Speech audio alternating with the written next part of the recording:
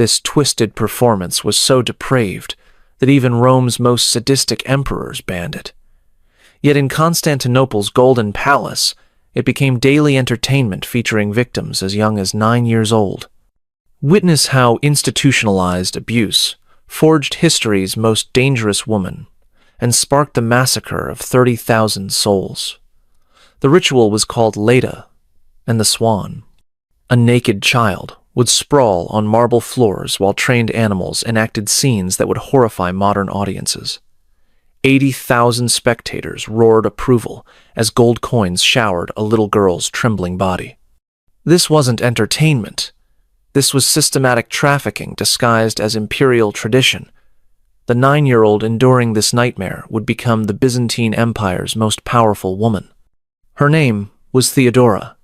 Everything began when political corruption destroyed her family's protection. This is how institutional betrayal creates destroyers who reshape civilizations. To understand the full horror of Theodora's transformation, we must journey through 3 levels of escalating horror. First, the specific abuse techniques practiced in Constantinople's entertainment industry that taught her advanced psychological warfare while other children were being destroyed by the same system. Then, her systematic method for eliminating political rivals using intimate manipulation tactics refined through years of strategic victimization. Finally, the arena massacre that proved her ultimate transformation from exploited victim into history's most ruthless empress. Each revelation will make you more grateful for modern human rights protections than you've ever been in your life. When Theodora's father, Acacius, the official bearkeeper of the Hippodrome, died suddenly in 504 AD, his family should have been safe. As a bearkeeper, he trained wild bears for the arena's brutal shows, a dangerous but respected job that guaranteed green faction protection for his family. By law and custom, that protection should have passed to his widow and 3 daughters. But Asterius, the Green's entertainment master, accepted a bribe and gave the job to another man. In a single act of corruption, he stripped Theodora's family of their livelihood and condemned 3 little girls to the empire's most sophisticated trafficking system. Overnight, the safety net that shielded them from starvation was gone. This betrayal reveals the true nature of Constantinople's political system. The Blues and Greens weren't just sports teams or even political parties. They were criminal organizations operating protection rackets throughout the empire. Every citizen's survival depended on faction membership, and losing that protection meant immediate vulnerability to the worst forms of exploitation available in the ancient world. Theodora's mother faced an impossible choice: watch her daughters starve in the streets or feed them to the brutal system that kept Constantinople's entertainment industry profitable. She chose survival, but the price would haunt history. In a scene of calculated humiliation, she dressed her 3 little girls as beggars with laurel wreaths and paraded them before 80,000 spectators in the Hippodrome arena. She was advertising them to the crowd, begging for pity on children who were now available for the entertainment industry's darkest purposes. The Greens, who had caused this crisis through corruption, turned their backs completely. Cold, brutal, final. But the Blues faction took pity and gave work to the stepfather. This single moment sealed Theodora's fate and programmed her for revenge. She would never forget it was the Blues who saved her family when the Greens abandoned them to human trafficking. But here's what most people don't realize about the systematic nature of this exploitation. Even ancient Romans, who invented gladiator death matches and public executions as entertainment, considered Byzantine circus performances too extreme for civilized society. What happened next would be prosecuted as organized child abuse in every modern legal system. By age 10, Theodora was performing the most degrading acts imaginable. Her signature performance was called Leda and the Swan. She would lie completely naked on stage while trained geese picked barley seeds from her body as thousands of men cheered and threw coins at a child's flesh. But this was just the warm-up. The real horror happened after the show, in the back rooms of the Hippodrome. There, children as young as 8 were forced to provide intimate services to senators, merchants, and wealthy citizens. Byzantine law said that actresses and performers were the same as prostitutes, so this wasn't just expected, it was legally required. Think about what this did to a child's mind. Instead of learning to read and write, Theodora was learning how men's desires made them weak. She discovered how pain could be turned into profit, and how her body was her only weapon in a world that saw her as trash. But here's the thing. While other children were being broken by this abuse, Theodora was studying it. She watched how powerful senators lost all dignity when they wanted a child's body. She saw wealthy merchants become pathetic and desperate for their favorite entertainment. Every night became a lesson in human weakness and how to use it. The hippodrome transformed into a university, and the curriculum was manipulation through physical exploitation. The bearkeeper's death had created perfect conditions for producing the most dangerous woman in history, someone who understood exactly how to weaponize the carnal appetites that men thought made them powerful. And Theodora was about to graduate with deadly honors. For 6 years, Theodora endured the most barbaric practices in the ancient world. But while other children were being systematically destroyed by this abuse, she was mastering how to destroy the men who thought they owned her. By age 16, she had become the hippodrome's most requested performer, not just for her body, but for her terrifying intelligence. The same senators and merchants who had thrown coins at her naked 10-year-old body now paid premium prices for private sessions. They thought they were purchasing a prostitute. They had no idea they were creating their own executioner through every transaction that taught her new techniques for psychological manipulation and control. Then came the offer that would change everything. A powerful governor named Hesebolas visited Constantinople from Libya. He controlled armies and vast wealth across the empire's richest provinces. When he saw Theodora perform, he didn't just want her for one night. He wanted to own her completely. His offer was unprecedented. Become his personal concubine, live in luxury, escape the hippodrome forever. For a girl who had been used by strangers for 6 years, this looked like salvation. Libya, 516 AD. For 4 years, Theodora lived in Hesebolas's palace like a princess. But she wasn't just enjoying the luxury. She was learning advanced techniques for controlling powerful men. Hesebolas thought he owned her body, but Theodora was figuring out how his desires made him weak. She learned which fantasies embarrassed him, which acts he would pay anything for, and which moments made him lose his ability to think clearly about politics. Every private encounter became a lesson in how to manipulate men through their appetites. The most important thing she discovered was this: powerful men become helpless when they depend on someone for physical pleasure. Hesebolas commanded armies and governed provinces, but when she controlled his access to satisfaction, he became desperate and pathetic. This was the same pattern she had seen as a child: important men losing all dignity over erotic entertainment. Then she made what looked like a mistake. Theodora started using what she knew about his desires to change his political decisions. When Hesebolas realized his government policies were being influenced by his concubine's bedroom manipulation, he exploded in rage. The scene that followed shows just how powerless women were in this world. Hesebolas screamed as he threw her belongings into the burning Libyan sand. She stood there in the desert heat, sweat on her skin, tasting dust and humiliation. After 4 years of luxury, she was thrown back into prostitution with nothing. But this betrayal became her most valuable education. The journey back to Constantinople would turn her into history's deadliest predator. Ship by ship across the Mediterranean, she sold her body to survive. But now she was using everything she had learned from Hesebolas to destroy every man who thought he was buying her. The salt spray hit her face as she systematically ruined them one by one. In cramped ship quarters that smelled of unwashed bodies and desperation, Theodora had learned to thrive. Every night in those suffocating holds, she discovered new ways to turn physical intimacy into a weapon.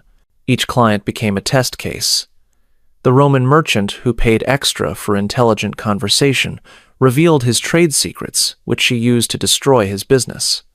The ship captain who gave her free passage exposed his smuggling operations, information she stored away for future use. She was building a mental catalog of how sexual desire makes powerful men stupid and vulnerable. In Alexandria, she made the connection that would change everything. Her conversion to Monophysite Christianity under Patriarch Timothy III wasn't spiritual awakening. It was strategic positioning.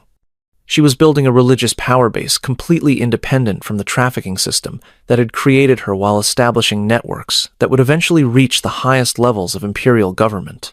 More importantly, in Antioch, she met Macedonia, a blues faction performer who had been sending information back to Constantinople. Macedonia revealed that a 40-year-old prince named Justinian had been asking specific questions about the former circus girl who survived Libya and was making her way back to the capital. What Theodora didn't realize was that her reputation had preceded her arrival. Stories of a woman who could physically manipulate provincial governors, who had survived abandonment and turned it into strength, who understood the dark psychology of powerful men better than they understood themselves, were already circulating through Constantinople's political networks. As her ship approached Constantinople's harbor, she could see the golden domes of the city that had cast her out as a child. But she wasn't the same person who had left. The barbaric practices that should have destroyed her had instead created the most dangerous woman in the Roman Empire. She was about to meet the man who would give her the ultimate target for intimate revenge, an entire empire. What happened next proves that systematic exploitation, when combined with exceptional intelligence, creates predators capable of conquering entire civilizations.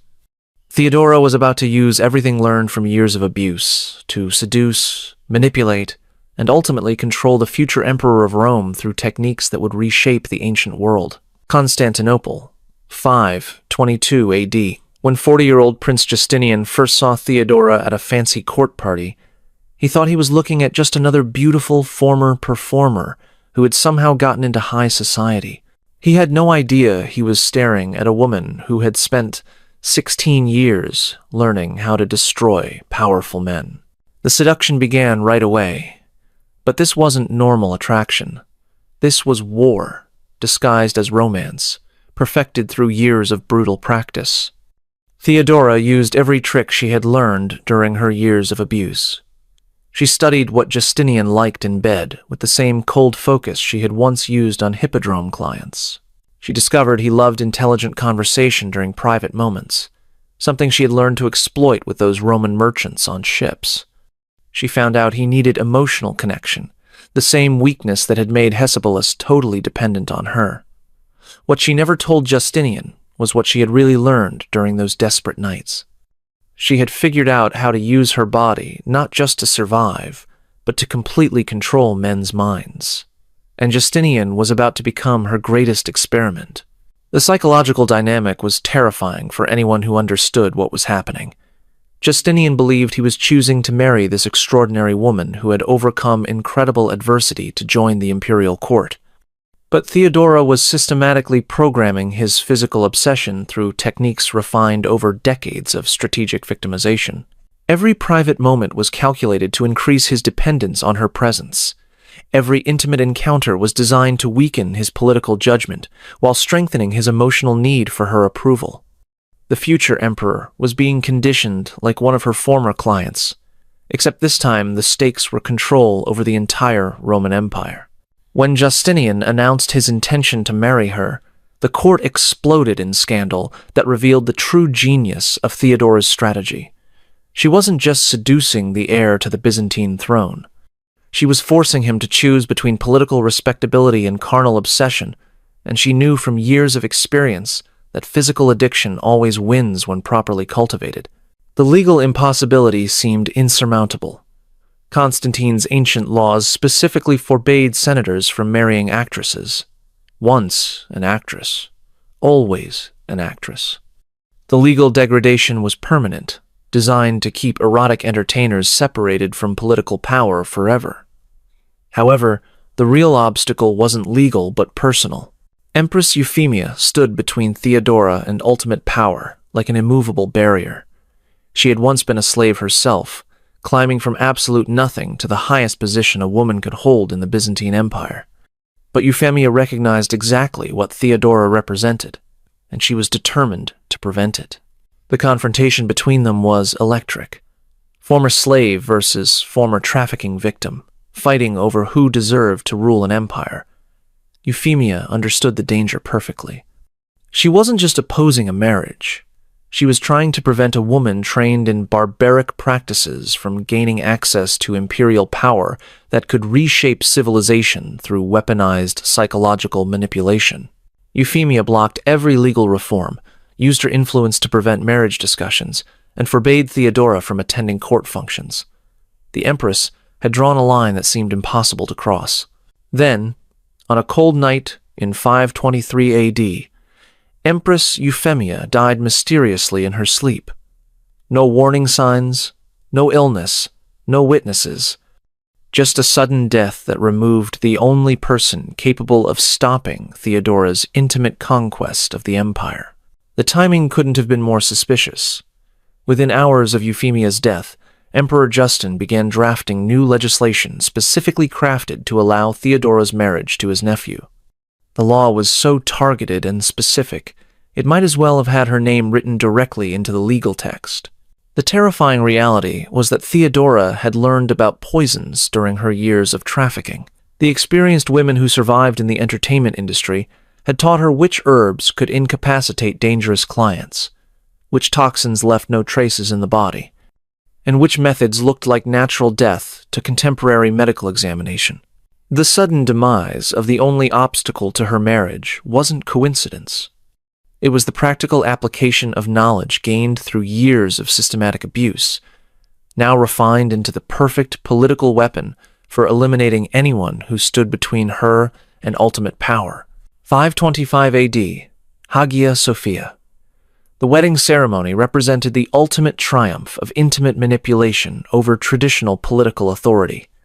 Every step Theodora took down that marble aisle was calculated theater performed by someone who had spent her entire life learning to manipulate audiences through physical presentation. The same woman who had once performed naked for coins now wore imperial purple silk, but the performance skills remained identical. This wasn't just a wedding ceremony joining two people in marriage. It was the coronation of systematic exploitation as imperial policy. The child who had endured barbaric practices in the hippodrome had used those same techniques to seduce an emperor, eliminate her primary rival through assassination, and position herself as co-ruler of the Roman Empire. But Theodora's intimate manipulation had created something far more dangerous than just a powerful marriage. She had produced a political partnership based on physical obsession, where state decisions would be influenced by carnal control, and where the brutal practices of her past became the governing philosophy of an entire empire.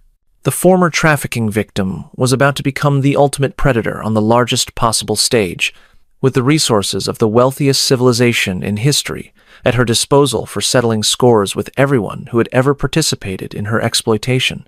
7 years after weaponizing her exploitation into imperial power, Empress Theodora faced the ultimate test of her techniques when 30,000 rebels demanded her death during the Nika riots of 532 AD.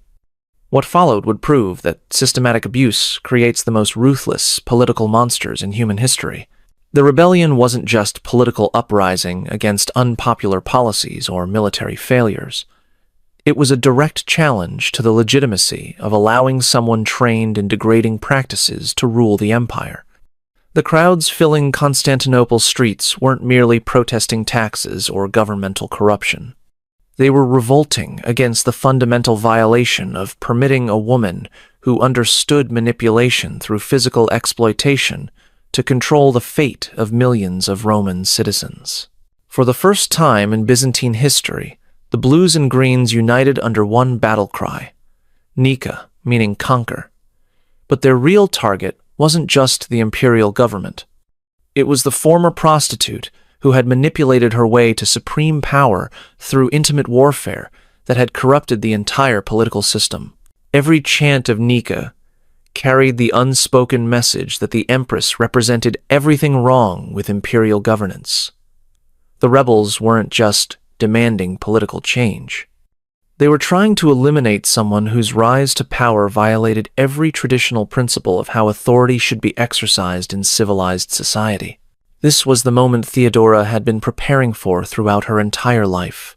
Every humiliation endured during her exploitation years, every manipulation technique learned through systematic abuse, every psychological weapon developed through decades of trauma, it all culminated in the decision that would define her historical legacy and determine the fate of thousands.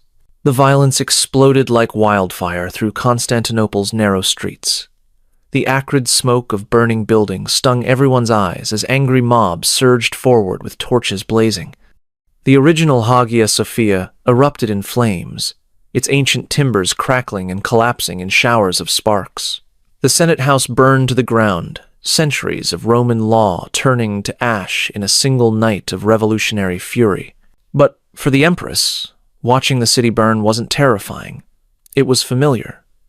The chaos reminded her of the hippodrome crowds screaming for erotic entertainment. The same energy that had once demanded her naked body was now demanding her death, and she understood mob psychology better than anyone because she had learned to manipulate it as an exploited child. When military commanders advised immediate evacuation and treasury officials loaded gold onto escape ships, they were asking Justinian to abandon not just political power, but the woman who had controlled his decision-making processes for 7 years through conditioning techniques that made rational analysis impossible. Then came the speech that would seal the fate of thousands. Standing in the imperial council chamber as advisors begged for immediate flight, Theodora delivered words that revealed the true psychology of someone created by systematic exploitation. This wasn't just political defiance. It was the ultimate expression of trauma transformed into absolute determination to never again experience powerlessness. Her declaration that royalty makes a good burial shroud wasn't philosophical musing about death and honor. It was a calculated psychological weapon, deployed against a man whose mental conditioning made abandoning her literally impossible. She understood that Justinian's dependency could be leveraged to choose massacre over personal survival, and she was prepared to sacrifice an entire city to maintain the power that protected her from ever returning to victimization. The plan she devised reveals the strategic mind that had been shaped by 20 years of analyzing human weakness and crowd psychology. The same venue where she had learned to manipulate audiences through performance would become the site of history's most methodical political massacre. When 100,000 rebels packed into the hippodrome believing they were witnessing the birth of new imperial leadership, they were actually walking into an elaborate trap designed by someone who understood exactly how to manipulate mob behavior through carefully orchestrated spectacle. The killing began when the celebration reached its peak. Imperial soldiers blocked every exit with grinding metal gates, then moved through the crowd with methodical precision that had been planned for maximum efficiency. The screams echoed off stone walls as families were butchered where they stood, blood pooling in the sand that had once absorbed the tears of exploited children. The psychological satisfaction of this revenge cannot be overstated. Every rebel who died represented everyone who had ever participated in or enabled the exploitation that created her. The arena that had been the site of systematic abuse became the location of systematic elimination of anyone who dared challenge the power she had built through weaponizing that abuse. By day's end, silence replaced screaming. More than 30,000 corpses littered the arena floor. Not one rebel survived.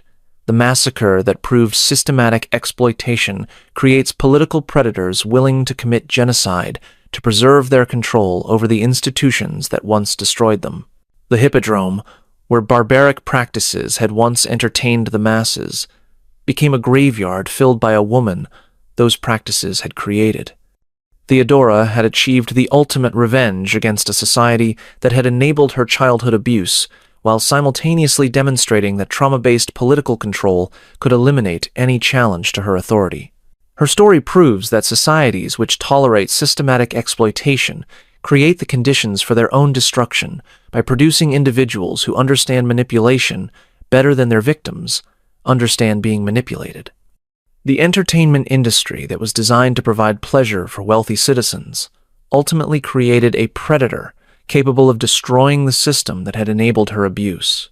When Theodora died in 548 AD, the political collapse that followed revealed the true extent of her psychological control over imperial governance. Justinian's inability to function effectively without the woman who had manipulated his decision-making processes for over 20 years demonstrated that the empire had been ruled through conditioning techniques rather than traditional administrative methods. The capacity for transformation from victim to predator remains as relevant today as it was 1,500 years ago. Understanding how systematic exploitation creates dangerous individuals isn't just historical curiosity. It's essential knowledge for recognizing the warning signs when abuse generates the psychological conditions that produce political monsters capable of reshaping civilizations through weaponized trauma. Before you think systematic exploitation belongs to ancient history, consider how many modern institutions continue to operate systems that benefit established power while exposing vulnerable populations to abuse that teaches them exactly how to eventually destroy the systems that failed them. Theodora's legacy isn't just Byzantine imperial history. It's a permanent reminder that societies reap what they sow when they choose institutional convenience over justice. If you're disturbed by learning how systematic abuse creates political monsters, that's the appropriate response. The 30,000 victims of the Nika massacre deserve to be remembered as casualties of a cycle that began with institutional failure to protect vulnerable children from exploitation. Subscribe for more investigations into how individual trauma shapes historical catastrophes.